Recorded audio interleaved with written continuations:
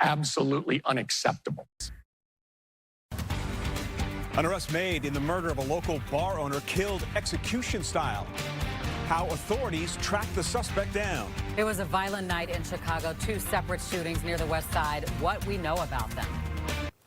Live from Chicago, this is Fox 32 News at 9.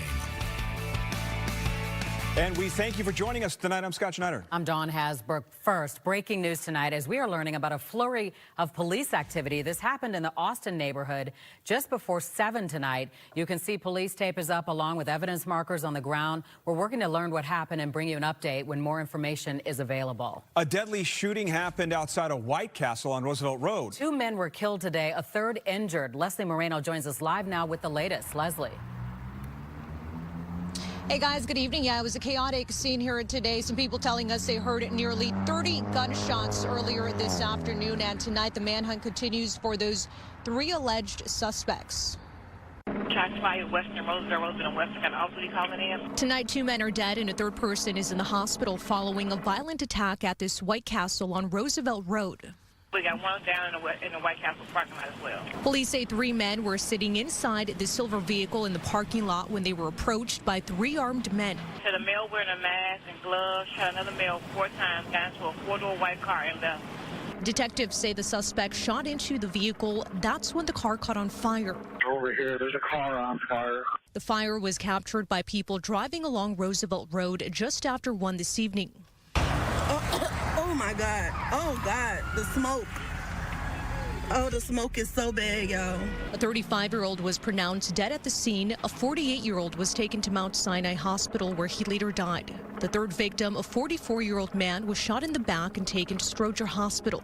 And there's going to be a third body in the driver's seat of the vehicle that's on fire. The chief marketing officer at White Castle saying, quote, "We are deeply saddened by the senseless violence that occurred outside our Roosevelt Road location today. We are cooperating with the Chicago Police Department as they investigate what happened. The restaurant will remain closed as they continue to work."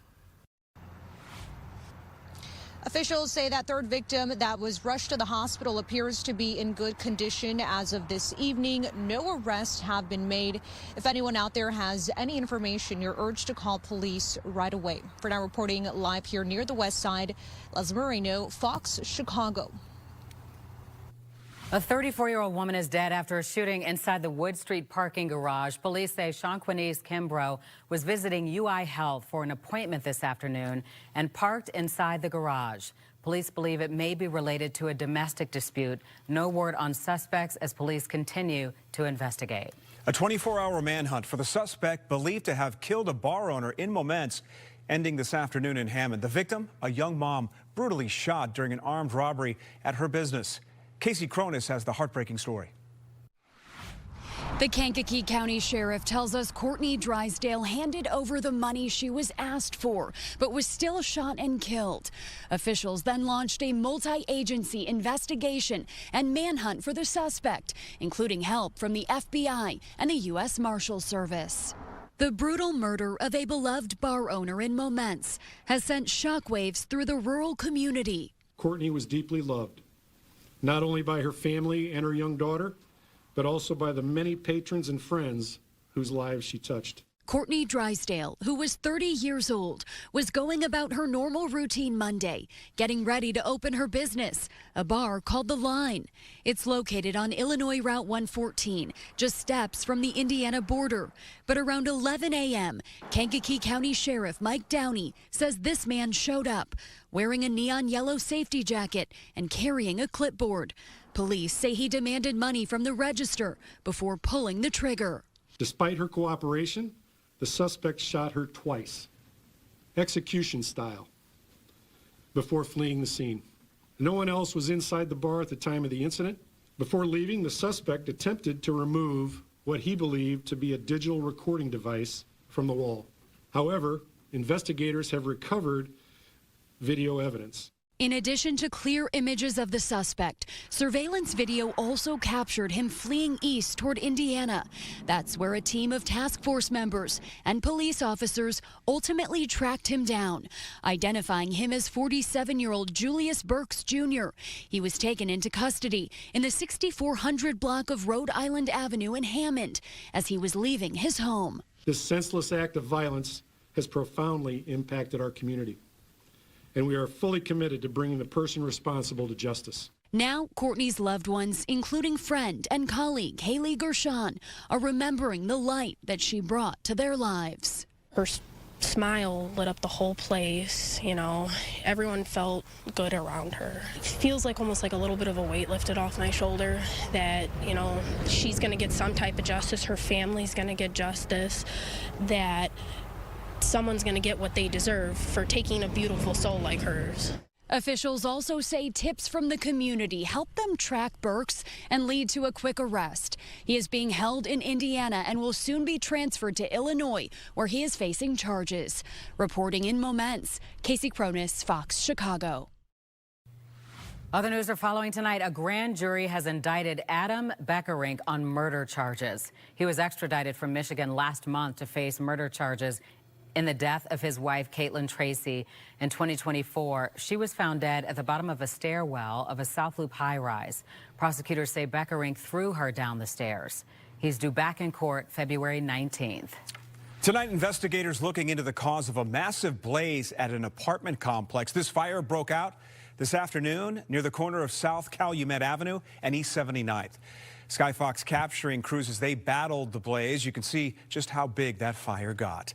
Let's take you live outside tonight. And Dawn and Emily and I have been talking about this all day, the fact that we are ticking up ever so slightly in the mercury. That's right. We started to feel it a couple days ago, and we are really going to be feeling it by the end of this week. We're counting on high temperatures by Friday that for a lot of us are going to come very, very close to 40 degrees, if not into the low 40s for a couple spots. But take a look at this map here. This is your temperature outlook for next week, February 9th through the 13th. And what this is showing us is that we're about 50 to 70% in probability here of seeing warmer than average temperatures next week. And there are several models that are bringing us well into the 40s for highs next week. So that's going to give us something to look forward to.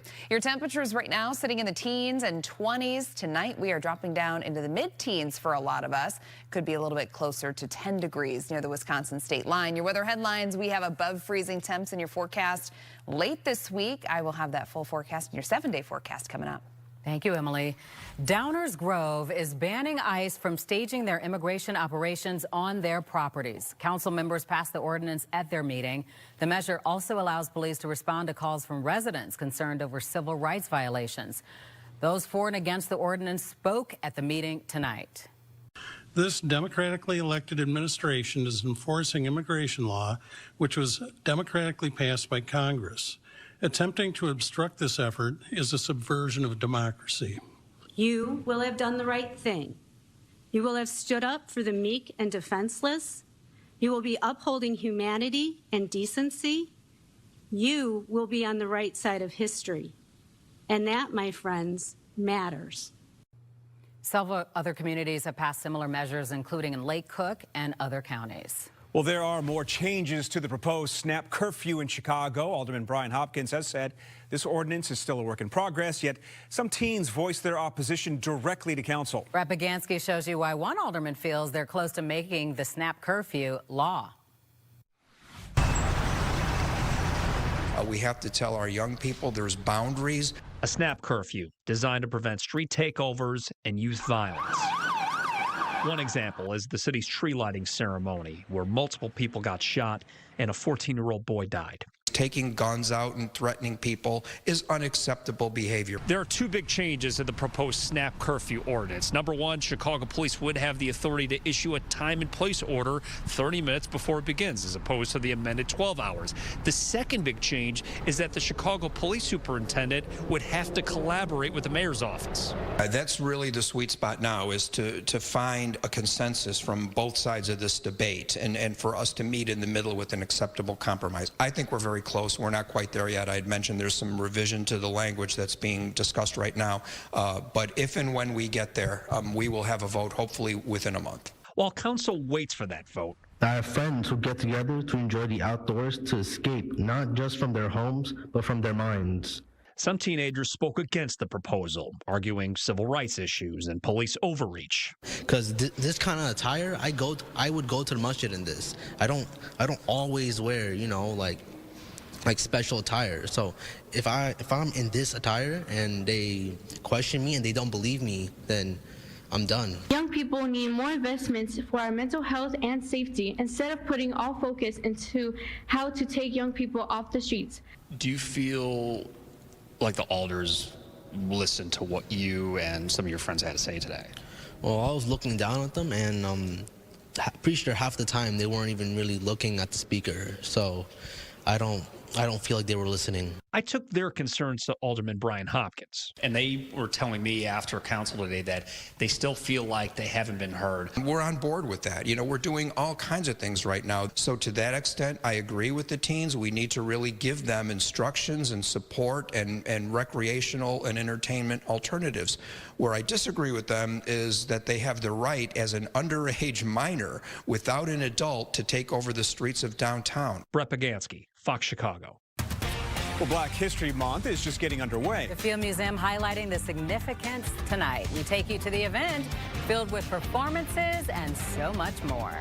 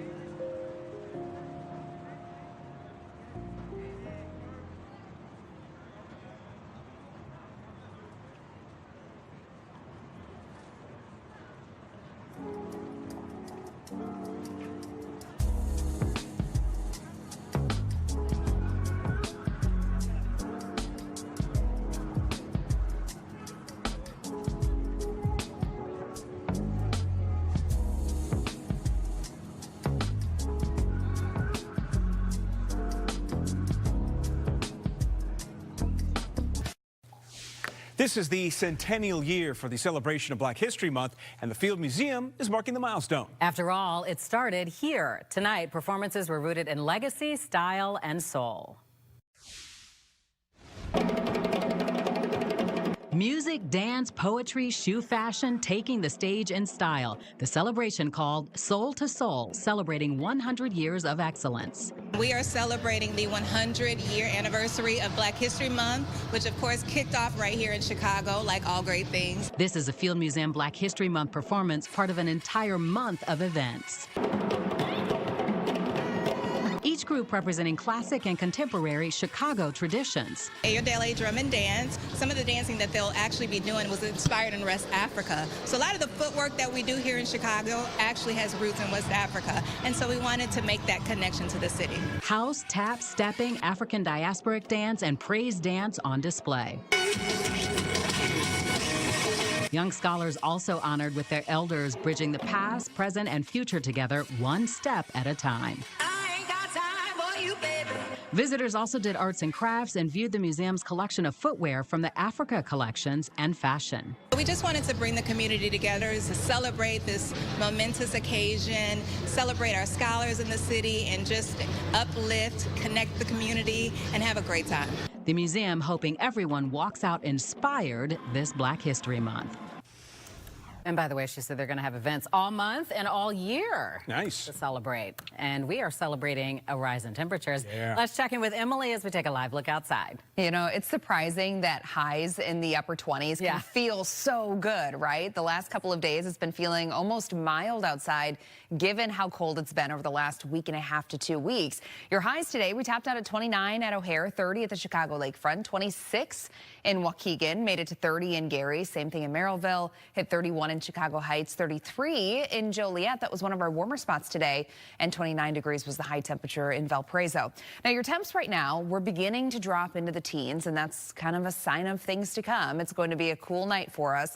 Many of us are looking at low temperatures that are going to be dropping down into the middle teens, but wind chill temps are going to be closer to about 10 degrees tonight. Here's some good news for you. Tomorrow, we're going to be about the same as we were today. A lot of us are going to be in the mid to upper 20s.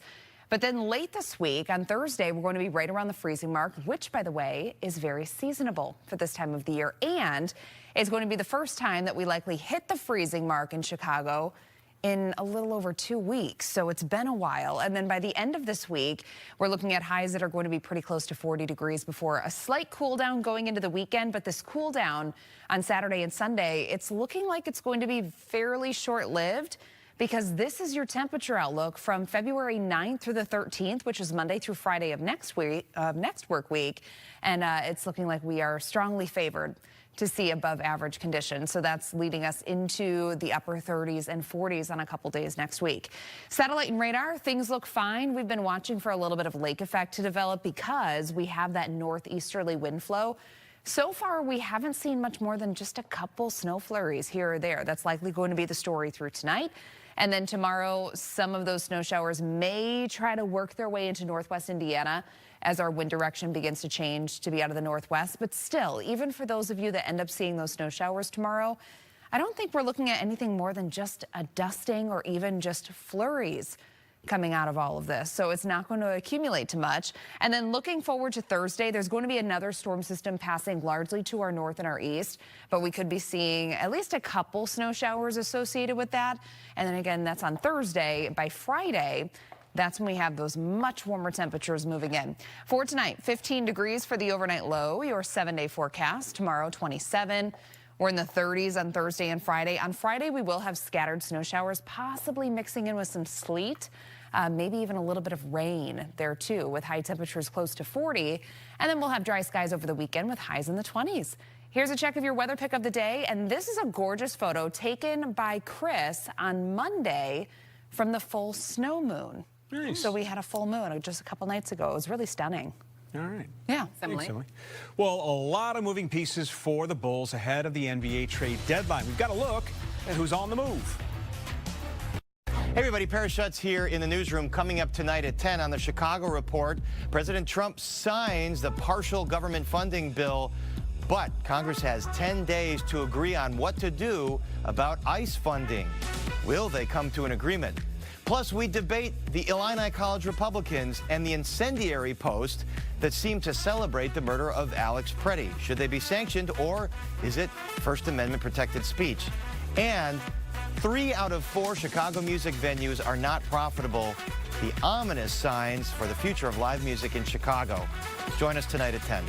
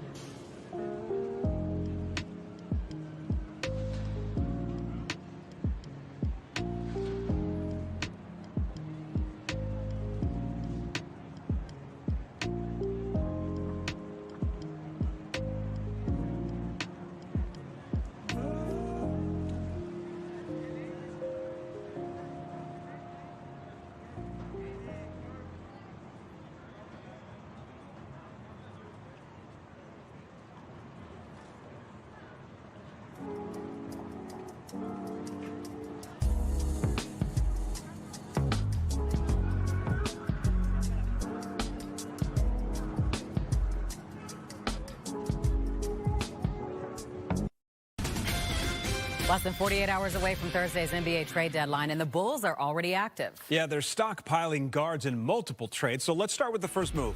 Part of a three-team deal. This was a big one. Detroit and Minnesota involved. The Bulls get Jaden Ivey and Mike Conley. They're sending Kevin Huerter and Dario Saric to the Pistons. Now, in a separate trade, the Bulls, and this is a big one, they send Nikola Vucevic to Boston for Anthony Simons and a second-round pick. If you're wondering about Kobe White and Ayo Dosunmu, right now, they're still here in Chicago, but they are prime trade candidates.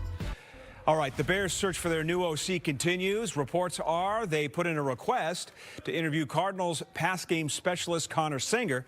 He grew up in Milwaukee, went to school at Wisconsin, then UW Oshkosh, which is where he got his start in coaching. At 30 years of age, he's considered a rising star and called plays at last week's Shrine Bowl. Fox Chicago Sports talked about it tonight in First and North, along with Robert Kraft not being voted into the Hall of Fame. Those were two of the biggest stories and biggest scandals in the National Football League at that time. So why should I believe that all of these wins are legitimate? I don't think I've ever been in a conversation where I found myself defending Bill Belichick or Robert Kraft. I'm not sure I ever will be again. I'll never forget Ben Johnson saying at his opening press conference that he likes grinders, guys who are going to be in the building late. And the reality is, Declan Doyle did a lot of organizing for Ben Johnson to get things ready for practice, to get things ready for Sundays. And the newcomer, whoever fills that position, is going to have to do the same. And that's why I think they're going to go young. You can catch First and North at 9:30 after the news right here on Fox Chicago. The Amur Leopard Cubs are stealing the show at the Brookfield Zoo Chicago. An update on the adorable Cubs and when the best chance is to see them. And Fox 32 wants to highlight famous Chicagoans during Black History Month. Today, we are highlighting activist and author Dr. Timuel Black. Dr. Black was deeply beloved and was known as the senior statesman of the Chicago South Side. He died in October 2021. One final check of the forecast ahead.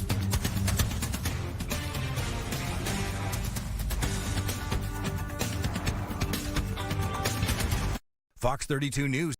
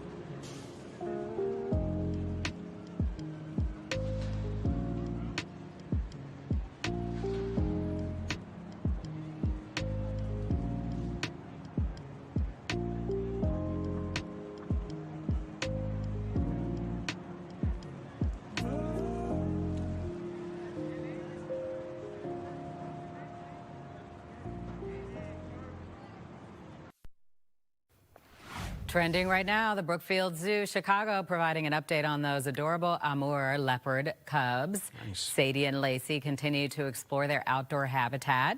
Visitors can catch them burning off that extra energy in the morning at the Big Cat Walkway in the zoo. You know, it's cute. Almost Valentine's Day. These are Amur. Yes, Amur. they're lovely. They are. They're so pretty. All right, 7-day forecast for you tonight. We have a chance for a couple snow flurries out there. Otherwise, it's just going to be cold, partly to mostly cloudy. 15 degrees for the overnight low tomorrow. 27. We're going to have at least a couple stray snow showers tomorrow morning across northwest Indiana.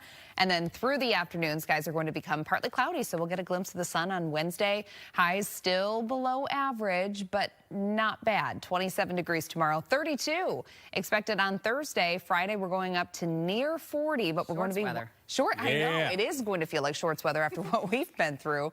Near 40 on Friday. We do have a chance for showers, mainly in the form of snow, but a little bit of sleet, possibly some raindrops could be mixing in, and it should be very scattered in nature. So not everyone's going to see that on Friday.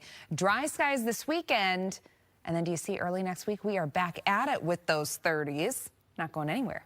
All right, Emily, thanks. Thanks for watching at 9. Remember, you can catch us anytime on your smart TV. It's Fox Local or on all the streaming platforms. First and North is straight ahead. Good night.